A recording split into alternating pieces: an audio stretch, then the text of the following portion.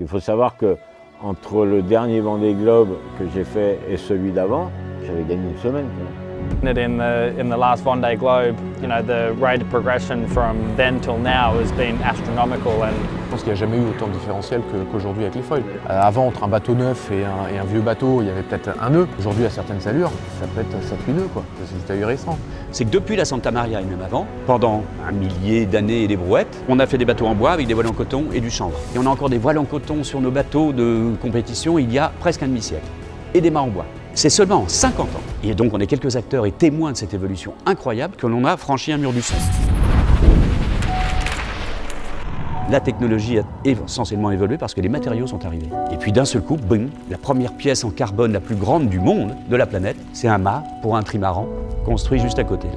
On va remplacer les métaux et les végétaux par de la fibre synthétique. C'est un fil qu'on va appeler carbone, qu'on va appeler PBO, qu'on va appeler Spectra, qu'on va appeler à l'époque bore. Et ces fibres, elles ont juste la résistance de l'acier avec le poids d'une allumette, c'est tout. Ce qu'a fait le monde de l'aviation en un siècle, nous on l'aura fait en 50 ans, même pas.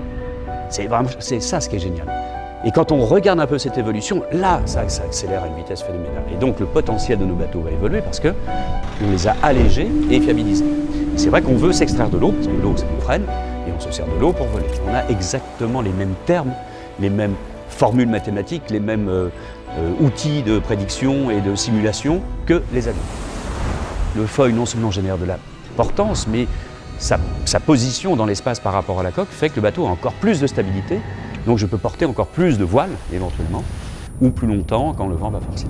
Donc c'est une manière d'aller beaucoup plus vite, parce que quand on réduit la traînée, on va évidemment beaucoup plus vite.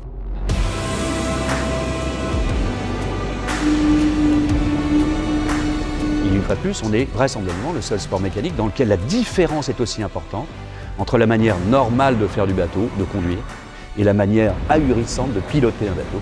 En 40 ans, on a multiplié donc nos vitesses par 4. Aucun autre moyen de transport sur la planète ne l'a fait.